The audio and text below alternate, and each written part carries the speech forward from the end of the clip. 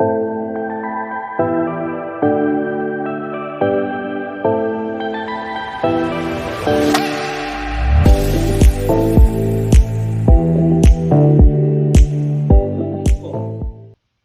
am thankful to be in the house of the Lord.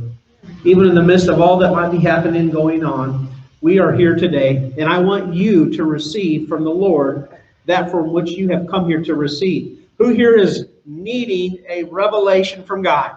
Who wants something real and tangible that can only come from heaven above, from God? There's a lot of things this world offers us, but it just doesn't satisfy. It just doesn't follow through. And the world wants to sell us a lot of bill of goods. And it wants to offer us a lot of what is so-called wisdom and ways of living. But we know the ways of this world end in destruction, because the ways of this world are ruled by the king of destruction himself. The Bible says Satan comes to kill, to destroy. To come to kill, to steal, and to destroy. But here this morning, I want to prepare you this morning as I begin to enter into a message. The title of my message this morning is called, We Are the Faithful Ones. We are the faithful ones. I want you to turn to someone beside you and say, you are one of the faithful ones. Yes. Now turn over to somebody else and repeat or say it again to the person next to you if that's all that's around. You are one of the faithful ones. Over the last 6 weeks or so, I've been preaching on faith. And not just preaching, I've been doing some teaching.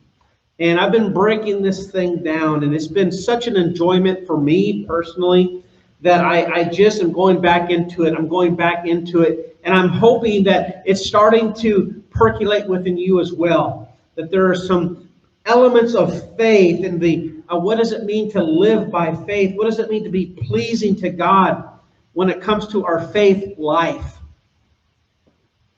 And so about 2 months ago, I started in Hebrews chapter 11. Faith, Hebrews 11:1, faith is the substance of things hoped for and the evidence of things not seen. But where I was going to jump into Hebrews chapter 11 to go back there for today, but then I can't just read one chapter. I have to think of things in context. So I started going back into Hebrews chapter 10, and then I looked over to Hebrews chapter 12, and it just messed me up.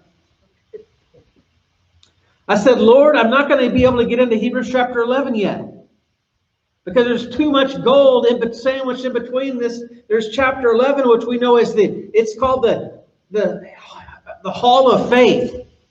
And so in Hebrews chapter 11, there's all these great men and women of God that are mentioned for their faith. They're recognized for their faith in God and how they lived their lives in the midst of persecution and suffering and living in a world that was ungodly, yet they are commended for living by faith. And we're going to get there, because we've been spending so much time with faith under the microscope and kind of dissecting and a little bit abstract at times, that I needed to put some flesh and blood. We needed to get some real life examples.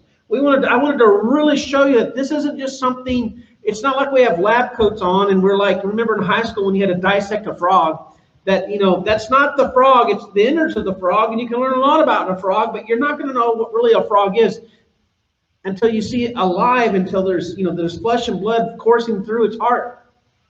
When it comes to our faith, ultimately, there's only so much we can pack up in the mind and up in the head, and we need some understanding. You need some revelation and some truth of what is faith. And there's no better way to learn faith also is through real life examples. But as I began to study in Hebrews and began to look at this, in Hebrews chapter 10, verse 39, and that's where the title for this message comes from. So this is the verse right before chapter 11, the Hall of Fame chapter. In Hebrews chapter 10, verse 39, it says, "But we are not like those who turn away from God to their own destruction. We are the faithful ones, whose souls will be saved." So the question for the message today that I want to address is this: how do you know if you're a faithful one? How do you know that your soul will be saved?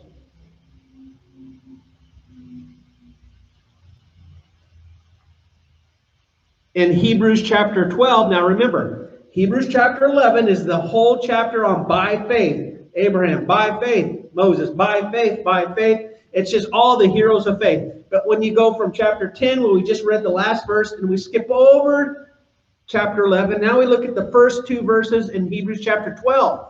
This is finally the culmination of it. In Hebrews 12:1, it says, therefore, since we are surrounded by such a huge crowd of witnesses, again, all these great men and women of faith have been mentioned, to the life of faith, let us strip off every weight that slows us down, especially the sin that so easily trips us up, and let us run with endurance the race God has set before us.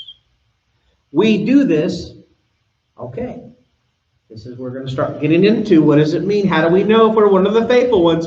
We do this by keeping our eyes on Jesus, the champion who initiates and perfects our faith. Keeping our eyes on Jesus, a zero locked-in focus. Let me give you an illustration of what that looks like. When I was about 15 years old, I had a good friend. His name was Steve.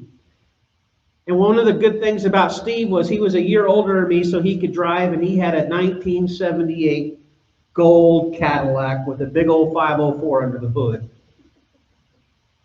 That Cadillac would flat out fly.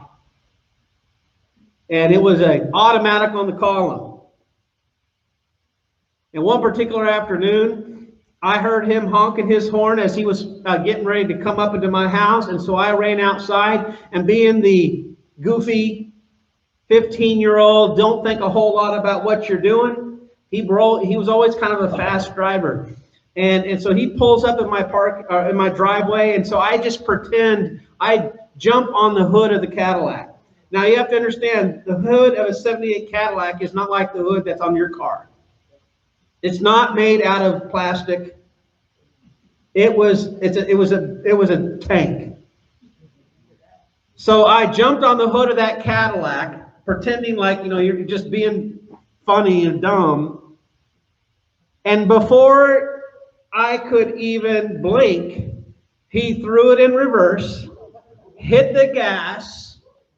I grabbed knuckle white the wheel, you know, the windshield wiper well, this back into the hood, and as quickly as he backed it out, he threw it in drive with the wheels spinning, and he starts flying down the road with me clinging to the hood of his Cadillac. I'm clinging on the hood of that Cadillac. I see him through the windshield. And here's what he is doing. Pointing with one hand on the wheel as he's driving about 60 miles an hour down the road of a neighborhood. I'm white knuckling the car. I'm seeing houses fly past me. But there's one thing I've got my eyes zeroed in. I am focused on his eyes, and I'm screaming. Stop the car! Stop the car!